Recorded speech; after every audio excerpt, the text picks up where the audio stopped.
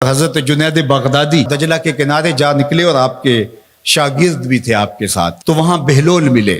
بہلول ایک مجذوب تھے، تو کہا کہ چلیے ان سے زیادہ بات کرتے ہیں۔ تو شاگردوں نے کہا یہ تو ایک دیوانہ شخص ہے اور آپ اس سے کیا ملیں گے، آپ اتنے پڑھے لکھے عالم اور اتنے بڑے فقیہ اور صوفی، اور ایک دیوانے شخص سے آپ ملیں گے۔ دنیا اس کو دیوانہ کہتی تھی، بہلول دیوانہ۔ لیکن سعدی بولے کہ سعدیہ نزدیک رائے عاشقاں، خلق مجنو نندو مجنو عاقل است، کہ اصل تو عاقل یہ لوگ ہیں۔ تو خیر حضرت جنید بغدادی گئے اور بہلول کو سلام کیا، کہا کہ آپ کون ہیں؟ تو کہا میں جنید بغدادی ہوں۔ تو کہا کیا کرتے ہو؟ کہا کہ میں پڑھنے پڑھانے کی ذمہ داریوں میں لگا ہوں۔ تو آپ نے فرمایا کہ کھانے کے آداب جانتے ہو؟ تو کہا کہ ہاں، ہاتھ دھوئے جائیں، بسم اللہ شریف پڑھی جائے، چھوٹا لقمہ لیا جائے اور چبا چبا کے کھایا جائے، اور اس کے بعد الحمدللہ کہا جائے۔ تو بہلول کہنے لگا کہ میں تو آپ کو بہت بڑا عالم سمجھتا تھا، آپ تو کھانے کے ادب کو بھی نہیں جانتے۔ اور اپنا کپڑا اٹھایا، جھاڑا اور ایک جانب چل دیے۔ شاگردوں نے کہا ہم نے آپ کو کہا تھا کہ اس شخص کے پیچھے جانے کا کیا فائدہ، یہ تو دیوانہ شخص ہے۔ تو کہا نہیں میں اس کے پیچھے چلتا ہوں۔ پھر آپ اس کے پیچھے بھاگے۔ تو پھر بہلول نے پلٹ کے دیکھا، کہا کہ کون ہو؟ کہا کہ میں جنید ہوں، آپ کو ملنے آیا ہوں۔ تو آپ نے پھر ایک سوال کیا، گفتگو لمبی ہو جائے۔ تیسری مرتبہ بھی جب وہ اپنا دامن چھاڑ کے گزرے تو پھر آپ آگے بڑھے۔ انہوں نے پوچھا کون ہو؟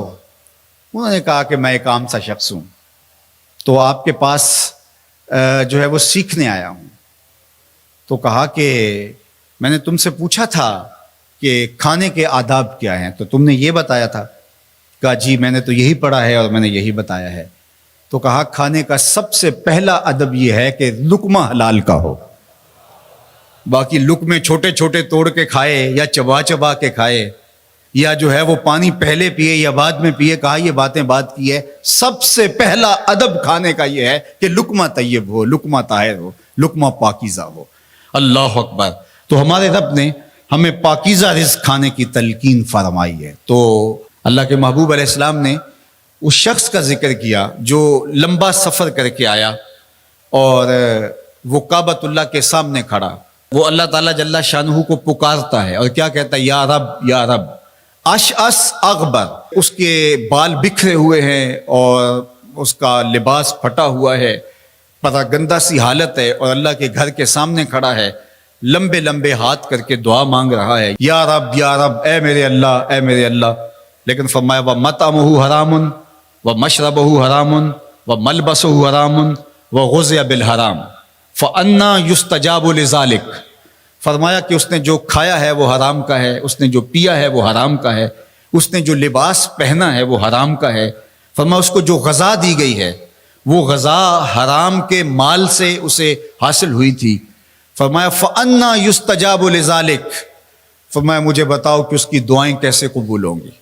وہ کعبۃ اللہ کے پردے کو تھام کے کھڑا ہے، ملتزم سے لپٹ کے رو رہا ہے، وہ حتیم میں کھڑا ہے، وہ کعبہ کے اندر بھی چلا گیا، کعبہ کی چھت پہ سقف بیت اللہ پہ بھی کھڑا ہے، مطاف میں کھڑا ہے، وہ حجر اسود کے ساتھ لپٹ کے دعائیں مانگ رہا ہے، مقام ابراہیم کے پاس کھڑا ہو کے دعائیں مانگ رہا ہے۔ یمد یدہ، اس کے ہاتھ لمبے لمبے ہیں، یا رب کے کلمات اس کی زبان پہ ہیں، اور اشعث اغبر، غبار آلودہ بکھرے ہوئے اس کے بال ہیں، اور حالت پراگندہ ہے کہ کسی کو گزرتے ہوئے بھی ترس آ جائے، اور اللہ کے گھر میں کھڑا ہے تو وہ کیوں نہیں معاف کرے گا۔ لیکن فرمایا مطعمہ حرام ومشربہ حرام وملبسہ حرام وغذی بالحرام، اس کا کھانا پینا لباس اور غذا حرام کی تھی۔ فأنا یستجاب لذالک، اس کی دعائیں کیسے قبول ہوں گی؟ بلکہ علماء نے لکھا کہ جو شخص حرام کمائی کھاتا ہے اس کی اپنی دعائیں تو قبول نہیں ہوتی، نیک لوگوں کی دعاؤں سے بھی اس کا حصہ نکال دیا جاتا ہے۔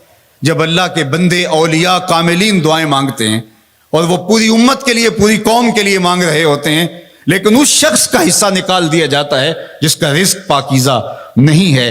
اس لیے رزق کی پاکیزگی یہ بہت اہم ہے۔ رومی علیہ الرحمہ فرماتے ہیں کہ اگر تمہارا رزق پاک ہوگا، تمہارا رزق ستھرا ہوگا، تمہارے سینے میں معرفت کا نور پیدا ہوگا، اور اگر تمہارے سینے میں غل، غش اور حسد، بغض، کینہ اور نفرتیں پیدا ہو رہی ہیں تو پھر تم غور کرو کہ تمہارے رزق میں کوئی مسئلہ ہے۔ تم کھاتے ہو اس کے نتیجے کے اندر حسد پیدا ہو رہا ہے، بغض پیدا ہو رہا ہے، نفرت، سستی اور کاہلی اور عبادت سے دوری پیدا ہو رہی ہے۔ جو رزق حلال ہے وہ عبادت کے لیے تقویت پیدا کرتا ہے، وہ تمہیں سچائی کی زندگی گزارنے کی طرف راغب کرتا ہے۔ تو اہم ترین چیز جو ہے وہ رزق کی پاکیزگی ہے،